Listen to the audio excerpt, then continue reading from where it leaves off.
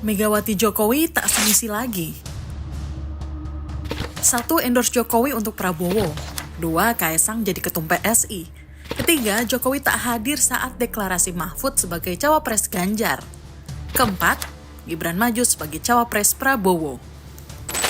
Tapi itu juga bukan kepentingan saya pribadi atau keluarga loh. Jadi saya memang mencari seseorang pemimpin itu untuk bisa memimpin Republik Indonesia ini dengan baik.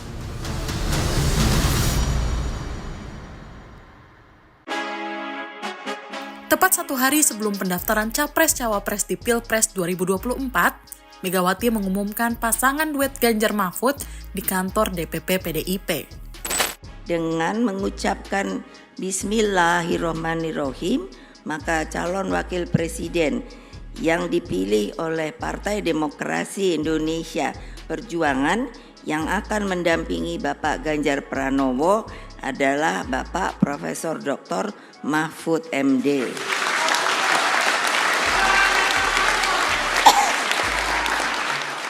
Prof. Mahfud juga dikenal rakyat sebagai pendekar hukum dan pembela wong cilik. Jokowi tak hadir pada hari deklarasi Mahfud MD sebagai cawapres Ganjar karena sedang melakukan kunjungan kerja ke Cina dan Arab Saudi. Saat dikonfirmasi ke Ketua DPP PDIP Puan Maharani soal arah dukungan Jokowi, begini katanya. Pertanyaannya harus ditanyakan ke Pak Jokowi, bukan ke saya. Jadi nanti tanya ya, kalau Presiden udah pulang masih mendukung Pak Ganjar Pranowo atau punya pilihan lain ya, tolong ditanyakan. Saya juga mau tahu jawabannya. Nah, ini kata Jokowi. Dukung semuanya untuk kebaikan negara ini. Ya, orang tua itu hanya tugasnya mendoakan dan merestui. Tapi Bapak keputusan semuanya karena Bapak setuju nggak, Pak? Karena sudah dewasa, jadi jangan terlalu mencampuri urusan yang sudah diputuskan. Bapak setuju nggak kalau Gibran maju? Anak-anak kita. Setuju nggak kalau Gibran? Orang tua itu hanya mendoakan dan merestui. Semuanya cocok. Pak Anies dengan Pak Muhaimin cocok, Pak Ganjar dengan Pak Mahfud cocok, Pak Prabowo juga cocok.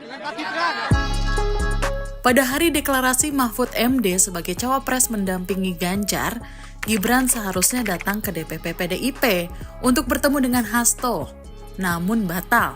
Gibran juga menyebut dirinya tak diundang dalam acara itu. Saat itu Jokowi masih di Cina.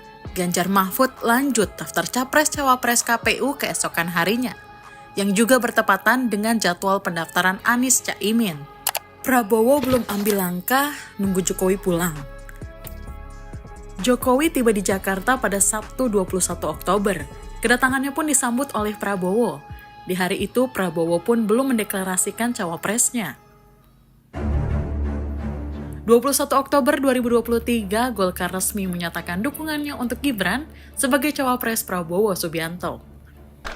Menetapkan, mengusung, dan mendukung Bapak Gibran Rakabuming Raka sebagai bakal calon wakil presiden Republik Indonesia dari Partai Golongan Karya periode 2024-2029. Beliau dan golongan karya hari ini menunjukkan jiwa besarnya luar biasa. Tidak berpikir golongan, tidak berpikir pribadi, berpikir kepentingan bangsa Indonesia.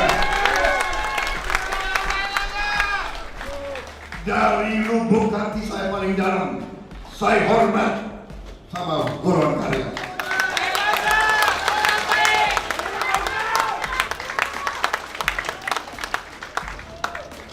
Tak hanya Prabowo, Gibran turut hadir dalam Rapimnas Golkar itu. Informasi yang diperoleh Kumparan, Sabtu Gibran sudah bertemu dan menyampaikan pamit ke salah satu petinggi PDIP. Terima kasih kepada keluarga besar Golkar. Saya sangat mengapresiasi hasil Rapimnas pada siang hari ini. Untuk selanjutnya akan kami koordinasikan, akan kami tindak lanjuti bersama dengan Pak Prabowo. Kita telah berembuk secara final secara konsensus seluruhnya sepakat mengusung Prabowo Subianto sebagai calon presiden Koalisi Indonesia Maju untuk 2024-2029 dan Saudara Gibran Rakabuming Raka sebagai calon wakil presiden dari Koalisi Indonesia Maju.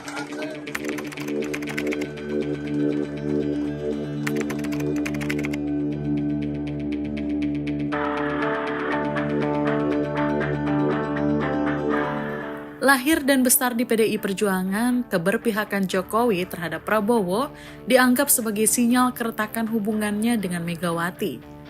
Jadi gini, sejak awal Ganjar Pranowo dideklarasikan sebagai capres PDIP oleh Bu Mega pada 21 April lalu di Istana Batu Tulis Bogor, pertanyaan sudah muncul. Mengapa tiba-tiba saat Jokowi sedang berada di Solo? Apakah Jokowi memang tidak dilibatkan? Terlebih ada kabar soal Bu Mega yang mengabaikan peran Jokowi dalam memilih cawapres Ganjar. Bahkan kabar itu diberitakan oleh salah satu media asing yang mengutip dari sumber internal PDIP. Tapi semua kabar miring itu sempat ditepis oleh sejumlah pihak dari internal PDIP. Hasto, selaku Sekjen PDIP juga berkali-kali meyakinkan bahwasannya hubungan Megawati dan Jokowi baik-baik saja. Bahkan pada Rakernas 4 PDIP di bulan lalu, Jokowi masih terlihat mesra bersama Mega.